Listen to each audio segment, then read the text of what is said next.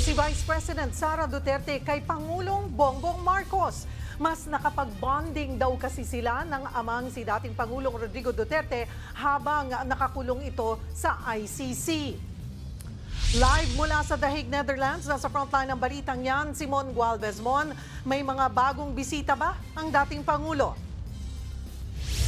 Cheryl, pasado alas 12 na ng tanghali dito sa The Hague, Netherlands at tanging abogado pa lamang ng kampo ni dating Pangulong Rodrigo Duterte ang namataan natin na pumasok dito sa ICC Detention Center kahapon. Magkakasamang pumasok dito sa loob sina VP Sara Duterte, kanyang kapatid na si Kitty, maging ang ina ni Kitty na si Hanlet Avacenia. Tumagal sila ng halos 3 oras dito sa detention center at sinabi nga ni VP Sara na nagkaroon daw sila ng father-daughter relationship ng mag-ama. Sabay-sabay lumabas sa Scheveningen Prison sa The Hague, Netherlands sina Vice President Sara Duterte, kapatid niyang si Kitty at nanay nitong si Hanlet Avacenia. Ito ang unang beses na magkakasamang tatlo sa pagbisita kay dating Pangulong Rodrigo Duterte sa loob ng ICC Detention Center. Halos 3 oras din silang nagtagal sa loob. Aminado si VP Sara, ngayon lang sila nagkaroon ng mas mahabang bonding ng ama. This really is ironic, but I have to thank Bongbong Marcos because there was forgiveness between me and PRD for all that has happened in our lives. We have a relationship now, a father-daughter relationship. Dagdag pa ng bise, masaya siya na nakasama rin dito ang bunsong kapatid na si Kitty. Biniro pa nga raw ng ama ang dalaga dahil sa boyfriend nito. And he laughed, Kit, diba? Yeah. Na kailangan niya umuwi kasi kailangan niya takutin yung boyfriend. Aminado si VP Sara, ipinauubayan na nila sa legal team ang paghahain ng motion para sa interim release ng dating Pangulo. Yan ay lalo't gusto raw talaga makabalik sa Davao City ng kanyang amang tumatakbo sa pagkaalkalde roon. As I told you before, I fear for his life in the Philippines.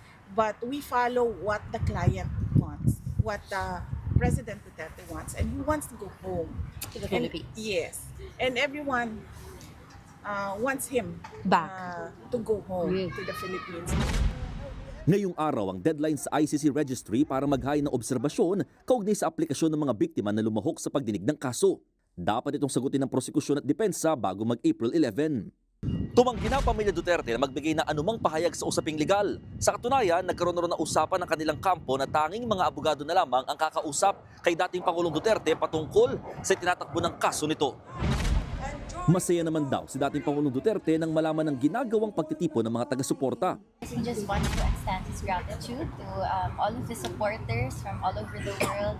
That's what he repeatedly says. So he wants the Filipino people to know that he did it for his country. He did it.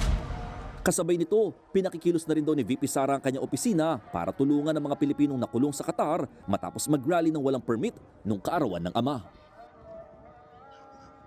Hindi kinukumpirma pa ni Vice President Sara Duterte kung kailan siya babalik ng Pilipinas, lalo inaantay pa rin niya yung dokumento na kukumpleto sa legal team or defense legal team ng kanilang kampo na harap nga dito sa ICC para sa kanyang amang si dating Pangulong Rodrigo Duterte. At kahit 3 linggo na ang nakalipas mula ng mapunta at ma-detain dito sa loob ng ICC Detention Center ng dating Pangulo, hindi pa rin nawawala yung mga Pilipino, mga overseas Filipinos na nagtutungo rito sa lugar para makita itong area. At the same time, umaasa silang makita rin ng mga kaanak ng dating Pangulo na bibisita dito sa area.